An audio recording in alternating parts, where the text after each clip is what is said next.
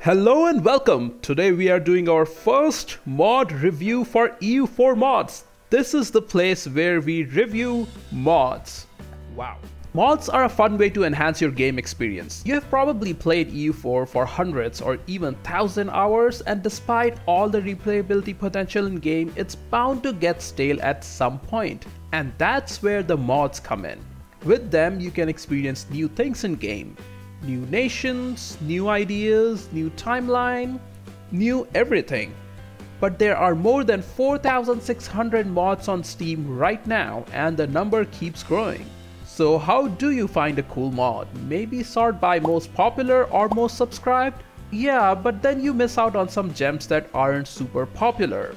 So in this mod review series, we are going to look at some of the popular and not so popular mods and see how they hold up in game.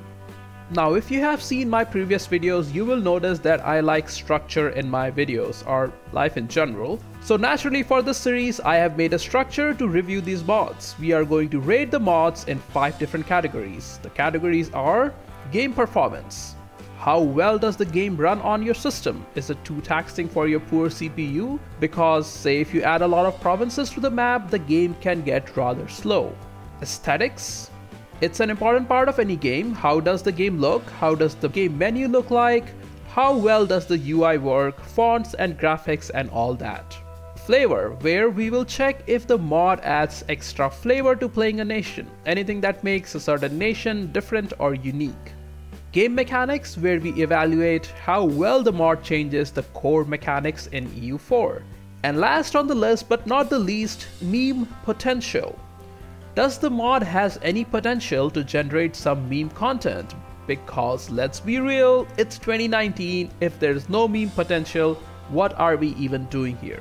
And for you 3 people watching this who are not familiar with memes, consider this section as the X factor. It's the quality of mod that you just can't put into words. But you know when you see it and you miss it when you don't see it, you know? As you already know from the title, we are starting the mod review series with the new mod, which has already climbed to the most popular list actually. The Snap, bringing balance to EU4. For people who are living under a rock, this refers to the Avengers. Thanos Snap, the decimation. And since I watched Endgame a few weeks back, I'm all for it. Let's look at the Snap. The description for the mod says, Thanos united the Infinity Stones 500 years sooner. Will you be able to prevail when half of the world turns into dust? During the first 2 months of 1445, all AI nations will have a 33% chance of turning into dust. Any remaining nations for the rest of the game will have +1 colonist, +100 yearly colony growth, +25% bonus settler chance, and +48 base tax yearly. That's +4 per month, so small countries will colonize as well. Excellent, so it seems turning to dust means that provinces will become uncolonized. Players can always choose to turn into dust or stay alive with an event. Hey, you get a choice too, great. And a quick look at the mod files, it seems pretty straightforward. There's an event file. It triggers when year is 1445 with a mean time to happen of 2 months. It gives you 2 options. One, you will cede all owned provinces, and AI has a 33% chance to take this option. And the second option is where you get a modifier for post-snap colonization, and the AI has 67% chance to take this option. And the post-snap colonization gives the modifiers we talked about earlier. That actually sounds super interesting. Let's get on with reviewing the mod. So to review this mod, I have 2 guests with me today, LazyBoy007 and Misli. Hey guys, how are you doing? Hi, pretty good. Hi, I'm actually pretty great right now. Excellent. How about you? Good. I am good too. So tell me a little bit of what games you play and if you have played EU4 and stuff like that. Lazy, we'll start with you. Okay, I'm a general pretty varied player. I really like Nintendo games in general, as well as EU4 and OSU a bit. I am soon clocking in 850 hours in EU4. Have written a few guides on Rez's site, EU4guides.com. Nice. But yep. Most of my game time is probably clocked in on Smash at the moment. Smash Brothers. Okay, we have Smash Brothers guy and Osu. Nice. All right, cool. Miss Lee? Well, I usually play a lot of League of Legends. Okay. I played it for like 7 years now, but I've always been and always will be an RTS game nerd, especially for games from very long time ago. Okay. And from recent games, I don't really play a lot of EU4, so maybe I'll relate more to casual players. Okay, that's And good. I mostly play Hearts of Iron 4, which I'm actually writing guides about. Excellent. Wow. All right, so today we are reviewing the mod. It's called the Snap Bringing Balance to EU4. And you guys have tried it now for a few hours, right? Or a little bit of time. You know what the mod is about. Yep.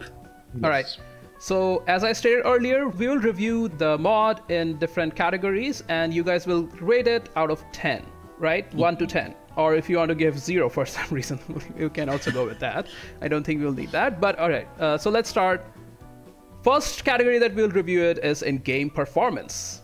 So game performance is basically how well does the game run on your system compared to whatever vanilla EU4 that you play with whatever DLCs or without DLCs. So it's just your experience with EU4 compared to EU4 with this particular mod. Lazy, we'll start with you again. Yeah, a lot of crashes. The game runs super slow during the 2 months in question, like January and February 14th, 45. So you mean when the AI is taking those decisions? Yeah, the game just lags to hell. I take like 5 to 10 minutes to pass those 2 months. Oh, okay, interesting. And also occasional crashes during them. But once that's passed, everything is fluid again. Oh, so just those 2 months is the problem you're saying? Yeah, exactly. Okay, and so what would you rate it out of 10? 2 out of 10 because those 2 months are just utter pain. Oh, brutal. Misli laying down the law here. 2 out of 10. Jesus. Okay. Sorry, Lazy laying down the law there. Misli, what about you? I actually didn't have any crashes, but what he said about the 2 months, it's really bad. Oh, yeah. But actually after that it's really bearable. It actually goes faster than normal EU4 because of the lack of nations, so it's actually decent, it's not that bad. Okay. And I'm giving it a 5 out of 10. 5 out of 10 it is. So just to have an idea, what kind of computers do you think you guys have? Like mid-tier, low-tier, like high-end? Well, it's not a gaming computer since it's a work computer, so it's got nothing in terms of graphic power, but RAM and CPU are decent. Okay. Misli? I'd say I have a pretty low-end PC, and if it works well on mine, it should work well, if not much better on all the other PCs. Great. Excellent. Thanks. So, all right. I think my rating on game performance, I have a high-end PC because I just made this PC a little while back. On my PC, I did not have any problems. Like, yes, there was slight lag in those 2 months, but I didn't have any real problems. I'll give it 7 out of 10. Nice. On game performance. The next one is aesthetics. Basically, how well the game looks. If it changes anything on like fonts or pictures or flags or just the map layout or anything like that. Does this game have any changes to aesthetics? Barely, if you want to count the event artwork for the Snap. Is there a picture? I actually don't remember. I think there was one, but it's unmemorable. Okay, so it's just whatever. I don't even think there was one. I don't remember though.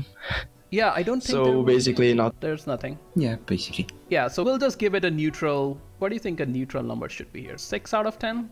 I don't want to give 5. Just give it whatever the average of the rest is. All right, that sounds good.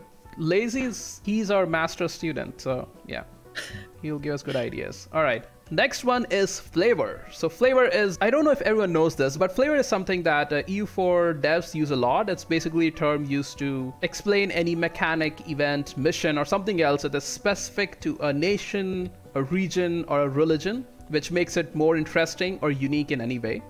On flavor level, how do you rate this mod, Lazy? I mean, it adds a lot of changes to the game, like the game and in itself is played completely different once that mod is on. However, region by region doesn't make too much of a difference. Like I suppose in Asia, if Ming gets snapped, it's a huge deal. That's true, yes.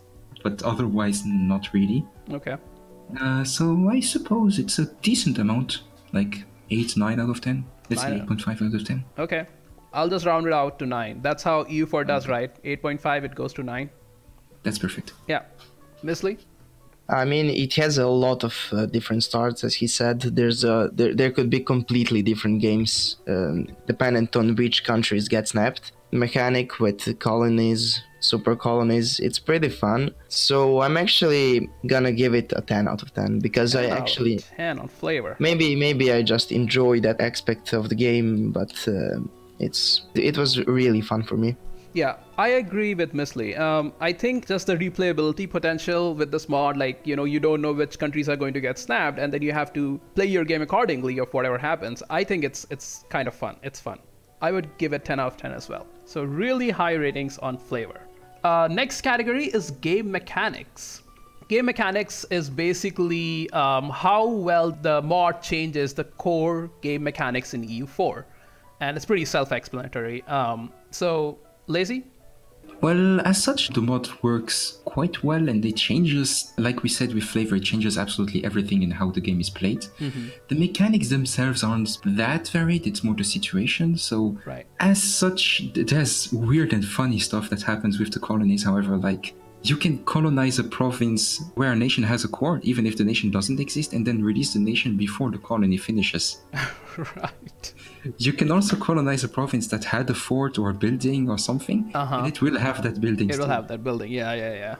Which creates for some extremely funny stuff. Like, for example, as Morocco, in one of my attempts, I had all my vassals snapped, and I colonized all the Marrakesh cores.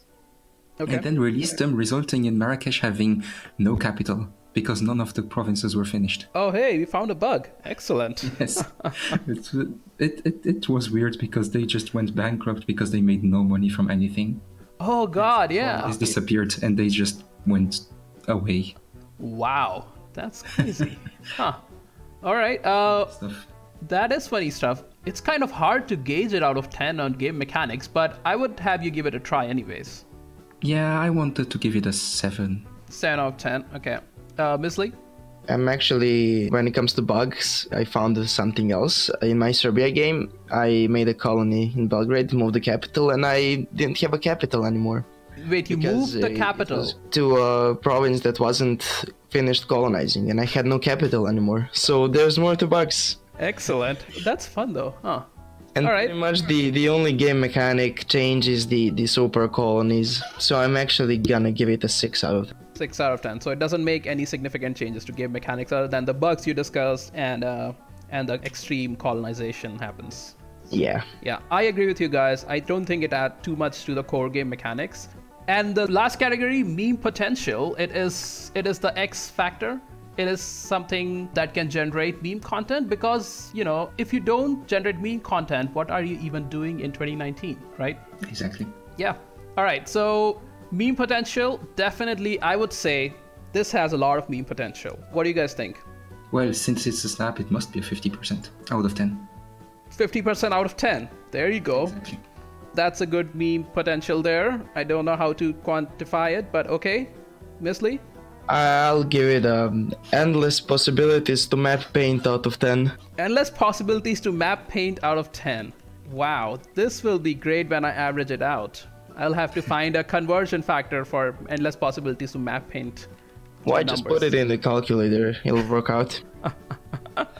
All right, I'll try that. Great. Yeah, I will give it definitely its dab out of 10 for me. You can make a lot of good memes out of it. And I actually ran a full game as observer playing it. I had some crazy stuff going on there. Like I had a huge Tuscany. The whole Italy region basically was gone except Urbino and Pisa. And someone colonized Rome again. And immediately the Rome event fired. And then the Papal State appeared after that. Yeah, and someone formed Shan. I never see Shan. Like I even forgot there was a Shan formable nation in Southeast Asia. Yeah, in one of my test runs, Italy got completely snapped except for Siena. Uh-huh. And Siena took Pisa, got rebels, and Pisa revolted. So yeah, it's like crazy stuff happens because the cores are still there, right? Once you colonize, the cores come back, and then the rebels can spawn, and then the nation can actually come back, which is kind of weird. Yeah, exactly. Yeah. So in my game, I had huge Prussia, I had huge Russia, but they were getting wrecked by Persia in the end. And of course, Persia formed, and Bosnia actually took over basically all of Balkans. Knights were pretty big too, and Kandar, which you obviously never see in usual games. Yeah, Russia is quite insane with their Siberian frontier. Yeah, exactly. They already have Siberian frontier, and if they survive and they have space to expand around them, then yeah, they go crazy. Thank you Lazy Boy and Misli for joining in. Hopefully we can do this sometime again soon. And thank you guys for watching this video. Let me know in comments what you think of this mod and if you have tried it yourself. This is a new format for me, something I have never done before, so let me know what you guys think of it and if you have any feedback. I am always looking for feedback. Thank you for watching and I'll see you all in the next one.